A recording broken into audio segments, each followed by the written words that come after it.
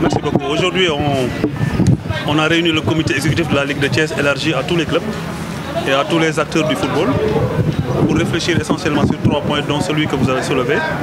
Le premier point concernait le projet FIFA Forward Maniang Soumaré.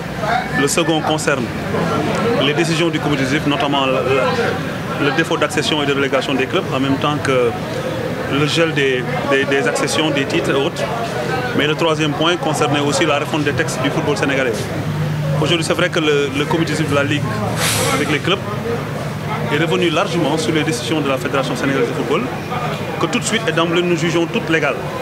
Légales en ce sens qu'elles respectent les réglementations, la réglementation, notamment le statut de la Fédération sénégalaise de football, mais aussi les règlements généraux et les différents règlements spécifiques des compétitions, à savoir le championnat professionnel et le championnat amateur.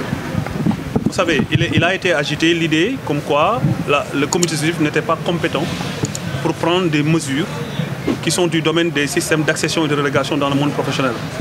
Je dis que ces gens qui ont dit ça n'ont pas été attentifs aux pertinentes dispositions de l'article 116 des règlements généraux de la Fédération qui dispose que quand il y a interpénétration entre les différentes divisions, Ligue 1, Ligue 2, N1, N2, le comité exécutif décide, donne des orientations et contrôle ces orientations. Donc le comité exécutif est bien fondé à prendre des décisions qui sont du domaine des accessions, titres et relégations au niveau des différentes divisions. Mais aussi il a été agité l'idée de décerner des titres de champion alors que le championnat n'a pas été totalement joué. Certains sont même allés jusqu'à parler de ratio de match. Ce n'est pas ce que dit le texte. Les dispositions combinées de l'article 10 du règlement du championnat amateur, mais aussi de l'article 43 des dispositions particulières du règlement professionnel, imposent aux structures de faire jouer et la phase aller et la phase retour dans leur totalité avant de pouvoir prétendre donner un titre. Est-ce qu'aujourd'hui, les fédéraux seraient bienvenus à penser fonder une décision de décerner un titre de champion, quelle que soit la division, alors qu'on n'a pas joué totalement les phases aller et retour telles que stipulées aux articles 10 du championnat, des règlements du championnat amateur et 43 du championnat professionnel. Je pense que la fédération est bien fondée aujourd'hui à ne pas donner de titre. Maintenant, pour les accessions et relégations, de même, il fallait jouer et la phase aller et la phase retour dans leur totalité. Il a été aussi question des représentants des Africains. Aujourd'hui, il fallait d'abord voir, et on était dans la réflexion, est-ce que la fédération a annulé ou arrêté ses compétitions? Le document qui nous a été remis par l'administration de la fédération montre que la fédération n'a pas annulé les compétitions, mais les a arrêtées, a mis un terme définitif. Ce qui veut dire que les classements en l'état pouvaient être pris en compte. C'est dans la même veine que certains responsables de l'USRAI ont pensé, effectivement, et pour moi, c'est une décision et une démarche pertinente, que ce qui a fait qu'aujourd'hui Teungueth FC et Jaraaf soient envoyés en Afrique pouvait faire que les 2 premiers de la Ligue 2, les 4 premiers de la Nationale 1 et les premiers de la Nationale 2 soient aussi promus en division supérieure. C'est intellectuellement digeste et c'est légalement admis. Ce qui fait qu'aujourd'hui, après réflexion, nous avons retenu de saisir l'Assemblée générale, non pas pour contester la décision du comité exécutif, qui, d'après les dispositions de 82 des statuts, en cas de force majeure, décide en dernier ressort. Mais il s'agira de saisir l'Assemblée générale, après avoir échangé avec tous les pans du football, d'augmenter la taille des divisions pour les amener à 16 clubs en Ligue 1 et à 16 clubs en Ligue 1, pour pouvoir avoir une parfaite entente. Même s'il est ressorti de nos discussions qu'une telle augmentation des tailles des divisions devait ressortir d'une planification, devait ressortir d'un processus, mais pas d'un opportunisme.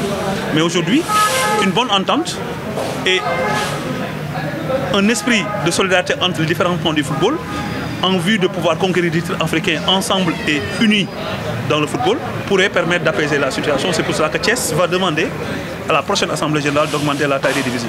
Vous avez évoqué dans le second point le projet Forward FIFA. Thiès va bénéficier d'une facture fonctionnelle avec 200 000 $. C'est clair que c'est déjà acté. La ville de Thiès va bénéficier du projet FIFA Forward 2.0 qui consistera à poser une pelouse synthétique au stade de Maniang Soumaré d'un coût de 200 000 $.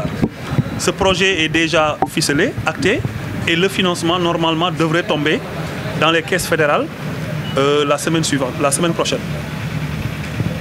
il s'agira de poser un gazon synthétique. Et aujourd'hui, avec les relations que nous avons avec les fédéraux et les décideurs, nous avons négocié et obtenu l'érection d'une tribune en face des deux anciennes tribunes, c'est-à-dire à la face découverte, il y aura une tribune d'environ 1500 places qui sera érigée là-bas sur financement propre de la Fédération sénégalaise de football.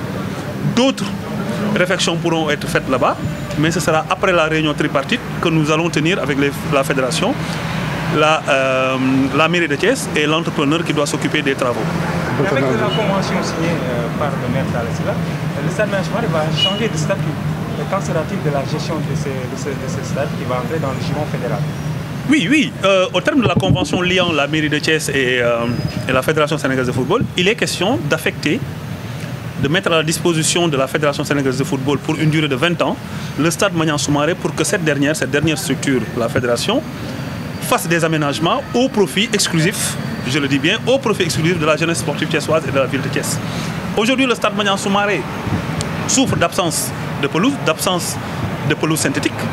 Aujourd'hui, avec la convention que nous venons de signer avec la Fédération, je veux dire avec la mairie de Thiès, la jeunesse thiessoise ne va plus marauder des terrains à Mbour ou ailleurs, mais va rester à Thiès, utiliser ces infrastructures-là pour promouvoir son football. Le lancement des travaux, la date. Le lancement des travaux est prévu le 8 août 2020, Inch'Allah. La durée des travaux est de 4 mois. Le stade normalement sera livré début décembre. Et ce qui a fait que ça a été tiré à 4 mois, c'est qu'en fait c'est l'érection de la tribune et peut-être d'autres choses qui vont être aménagées là-bas. Oui, en fait, effectivement, sur instruction du comité exécutif, on s'est réunis hier en commission juridique de la Fédération sénégalaise de football pour mettre en œuvre le processus de réforme des textes de la Fédération, dont délai de 3 mois nous a été donné par le comité exécutif. Il a été monté 3 commissions. La commission de réforme des codes, la sous-commission de réforme des statuts et la commission de réforme des règlements généraux et des autres règlements que je préside personnellement. Ce sera un travail d'envergure qui va nécessiter l'implication de tous les acteurs, tout le monde du football, pour avoir des textes consensuels et que d'ici 2 mois, qu'on soumette les premiers drafts au comité exécutif pour validation ou bien pour réorientation. Voilà. Maintenant, il est vrai que hier en commission juridique, nous avons discuté des questions de transfert au Sénégal. Le transfert impliquant forcément et obligatoirement, selon les textes, un joueur à statut professionnel, soit dans son club d'accueil ou dans son club d'origine. Il était question de refaire le processus d'indemnisation en ce qui concerne l'indemnité de préformation due au club amateur pour les joueurs amateurs qui signent leur premier contrat professionnel au Sénégal. Ceci a fait l'objet d'un travail en profondeur, mais il a été demandé à la commission juridique de revoir les barèmes, de revoir certaines formulations, de revoir les modalités pour qu'ensemble, avec le comité exécutif, qu'on puisse prendre les bonnes décisions qui pourront permettre désormais au club amateur, à chaque fois qu'un joueur quitte pour aller vers un club professionnel avec un statut professionnel, qu'il puisse toucher quelque chose pour perpétuer la formation.